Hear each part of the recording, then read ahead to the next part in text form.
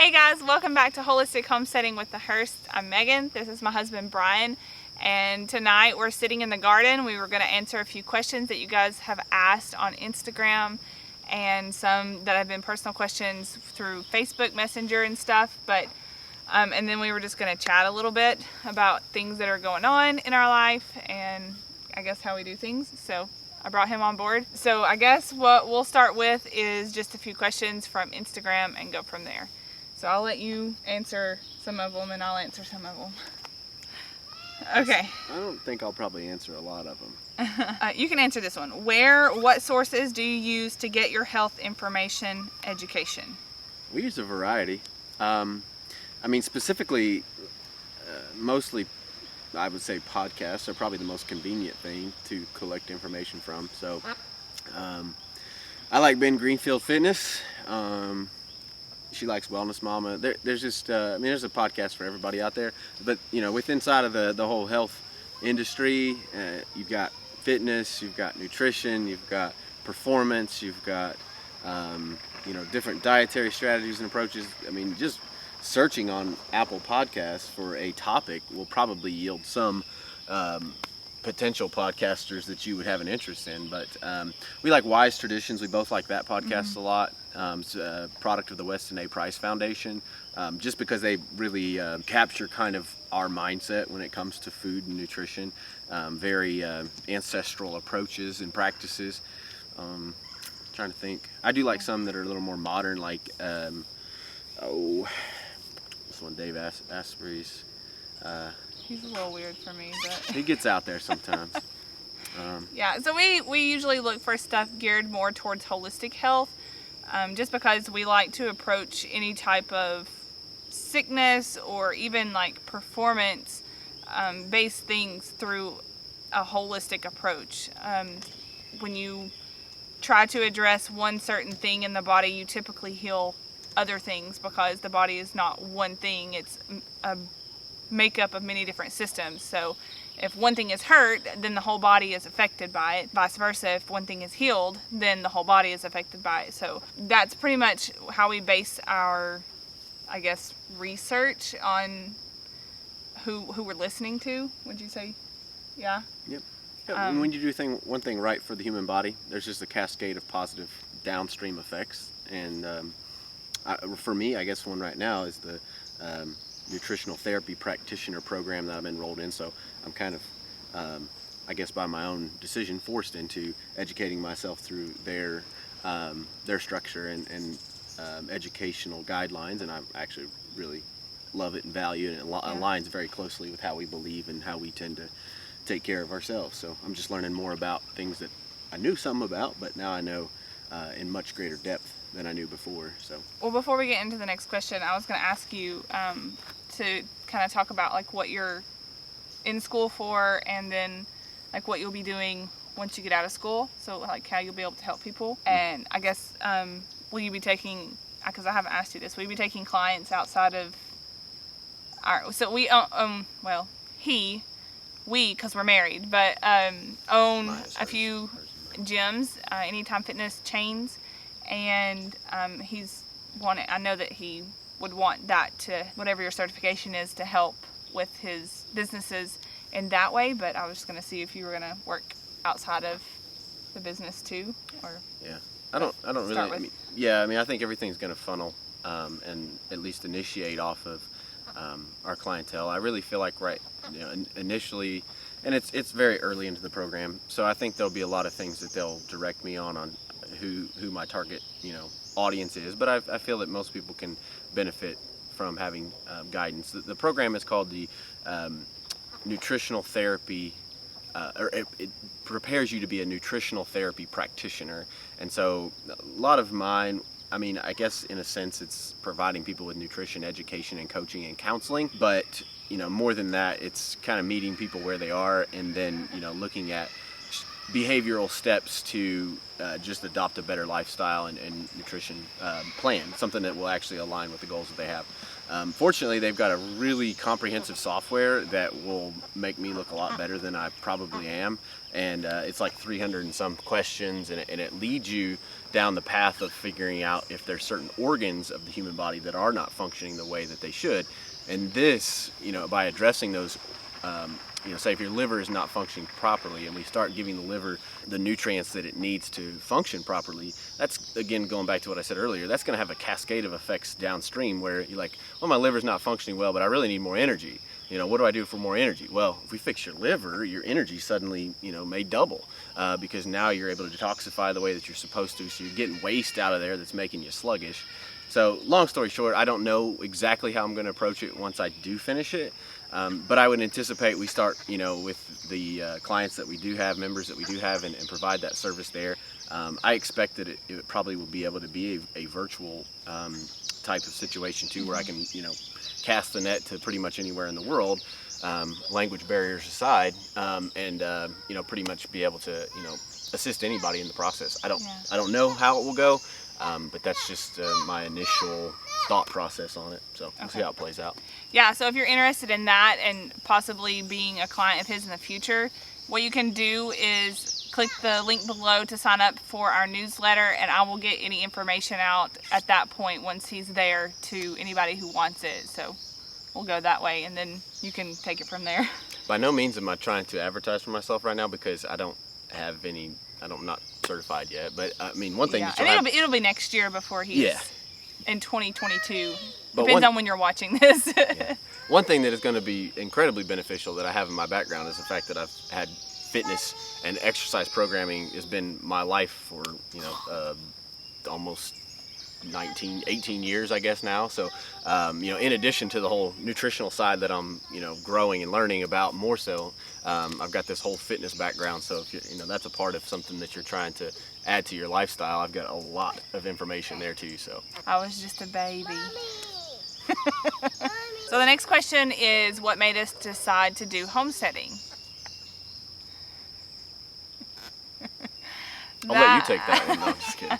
I know. So that was kind of my idea, and I've told him before, it kind of like complemented our health goals. Just being able to know where our food was coming from, making sure that our food had the most nutrient-dense calories that we could intake. And we talked about it a few years back about moving and getting some land, and I basically started with a small garden with 3 raised beds, and I really enjoyed the garden, but the more and more we got into learning about our health and where our food comes from and how that affects your health, the more and more that I really wanted to get into raising our own animals and more of our food in the garden. So when 2020 hit and the dreaded virus spread or whatever. However you want to say that. So 2020 just kind of pushed us in that direction a little bit faster than we probably would have had it not have happened. But I mean, I'm happy we're doing it. Are you happy we're doing it? Some days. I'm such a quality time person, and this has just been my love language fulfilled because he has to come out here and help me most days do something. But we've gotten so much done lately. So that's been pretty exciting.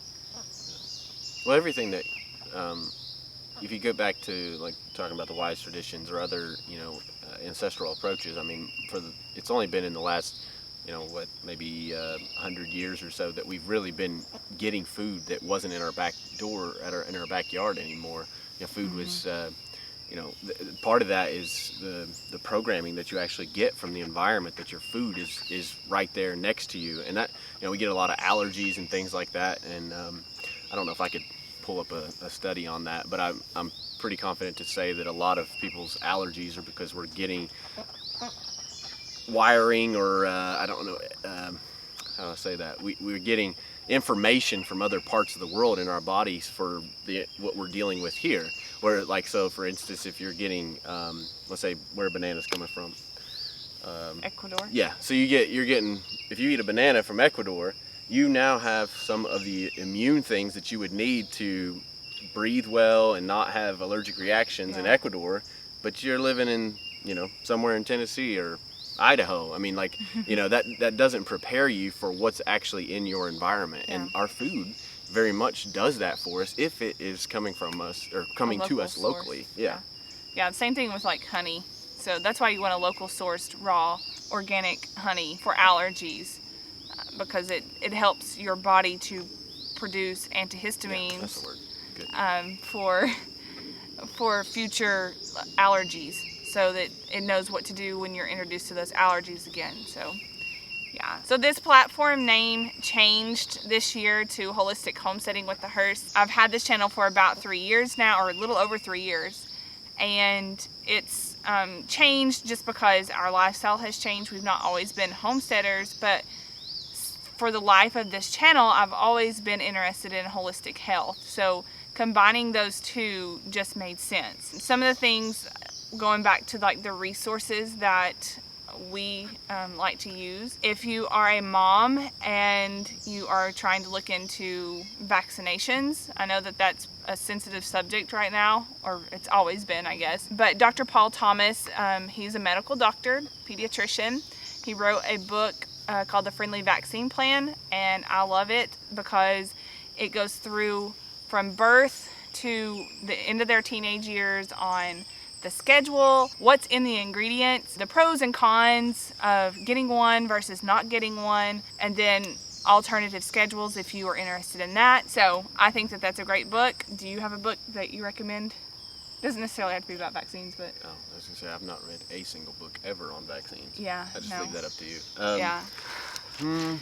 Thanks. Gosh, I don't know of any books. I mean, I feel like that probably the most critical thing to your health, like if you can't do like what we're doing with homesteading, if you couldn't necessarily, you don't have the acreage for it, you don't have the desire to do it, maybe you don't have the perfect sources of food. I think one thing that I know has drastically altered my health for the better has been my sleep and learning about my sleep. Why We Sleep, that book by Dr. Matthew Walker, is amazing. And even if you don't buy the book, I've heard him on a number of podcasts, but if you can dial in sleep, it's going to make everything about your life better. And there's a lot of simple things. There's a lot of things that we do unknowingly that are actually detracting from the depth and quality of our sleep. So, I mean, if you can dial those things in, you'll see this evolution of self from the point that you do it on, and just realize that, like, I wasn't doing it right before, and now that I am, my energy's better, my life is better, everything functions better with a good night of sleep. Which I think a lot of our lifestyle here has led to better sleep. Fewer lights. So yeah, we're living out in the country with nobody else around. It's really nice. EMFs. Yeah. No, there's no signals out here whatsoever. So yeah, other than our phones, I guess. So I did have another question come in, and it was about how I got my skin to clear up. I'll take that one. I did used to deal with a lot of acne, mostly like hormonal acne. And honestly, when I changed my diet and started eating very clean, I eat lots of fats. I don't worry about that anymore, as long as it's like a good clean fat, good sourced animal fat, collagen, bone broth. What else? Yeah. I mean, I used to do avocados. I don't do those as much just because I can't find organic ones lately. Guacamole, though. Yeah. Yeah, I mean, just good sources of good quality fat, because that's what your skin needs a lot of. So your cells are a bilayer of fat. So on each side of every individual cell in your body, you've got fat on one side, fat on the other side. And if those fats are not good, you know, or if you don't have the right fats to replace those, you're gonna suffer, you know, at a number of levels. But I mean, your skin's gonna reflect it too. Yeah, and you can see that in a lot of people that eat a low-fat diet. Even like the skinnier athletes, or... Our son is face down in a puddle of water wearing a pink shirt. Okay, got them situated. Sorry, this is life with toddlers. But back to the skincare thing. So pretty much most of my skincare starts from the inside and goes out. And then I do use natural and organic skincare products and self-care products, so I will do a video on that one day where I elaborate a little bit more on the things that I use, if anybody's interested in that. So that's for a future video. Do you have anything that you want to add? I've got a lot, actually. I mean, this doesn't just happen. Oh, God. This takes work. I'm scrubbing, exfoliating. You don't do anything. I would say though that the cold water probably does a yeah. lot. And I do that too. So generally, and you don't need to do this. You don't have to do this. I do this for inflammation. I do it for hormone health. There's a number of reasons that I do. But I do a morning cold and an evening cold shower. The evening one, actually, believe it or not, helps me fall asleep because our house. Me now, because we don't have any AC. Yeah, because our house is a little bit warm. But I would think that cold probably. Wasn't there something you talked about on a video a long time ago about like maybe collagen synthesis or production as a result of cold? Yeah, collagen increases. Your collagen production increases when you have cold water exposure. Therapy. Yeah, cold exposure. So I run it pretty heavily on my forehead, face, head. Not big, not. I do it on my belly. My skin better, from having babies. Yeah. So yeah. That's probably the extent of my skincare routine, though. and it's not for that purpose, but it's just like I said earlier, when you do one thing for health, it benefits a multitude of things for health. So. Yeah, for sure. And we're always still learning, so we love to hear new things on new podcasts or blog posts or however we can get it in. We like to learn. So if you have any suggestions on new podcasters, I guess, for us to listen to, or YouTubers or anything like that, we're definitely interested in all that stuff. So I guess now we'll switch a little bit more to the homestead side of things. I will be doing a homestead tour because we haven't done that yet since we've been here, and I really wish that I would have done that like 2 months ago because it has changed drastically in the last few weeks even on the stuff that we've gotten done. So right now we are full force in gardening. We have gotten our Back to Eden garden kind of laid out. I'm not completely finished with it. I don't know if I ever will be, but we've got flowers and we've got all kinds of stuff. So I'll give a garden tour one day. Brian and I have been working on several different projects. We chip away a little bit. If you're not following on Instagram, I talk about it in our stories all the time. But we are chipping away little by little a duck pond, and it's not just going to be any ordinary duck pond. It's going to be very pretty with a waterfall, and so that's what we're working on. We are also changing out our fencing. We're going to go from electric netting to like that we've been moving with the chickens. We are going to go completely solid wire around for the chickens and just keep them stationary. 30,000 volts. No, we're not having any electric on this one. So, so far we've never had any predator issues. We plan on putting up a little bit more of a barricade on the fencing, so hopefully that's not an issue in the future. If it is, then we'll just have to put some electric up around it. I don't know. But we're not doing super permanent fencing right now because I just want to see how it goes. So we're just doing T-posts and some wire or metal fencing that somebody gave us. So it's been used prior to that. Let's see what else. We did do our H-brace for our cattle fencing that we were doing. I did do a video on that, showing you how we built it. Like I said, in that video, we were brand new to all this stuff, and so a lot of this stuff, I'm showing it to you guys firsthand as we go through it, because we have no idea what we're doing, especially Brian. It's really just an act of God that we got that thing put together. I know. It literally took us all day. I don't know that it would take experienced people more than an hour or two, or even inexperienced smarter people. You know what Kyle did?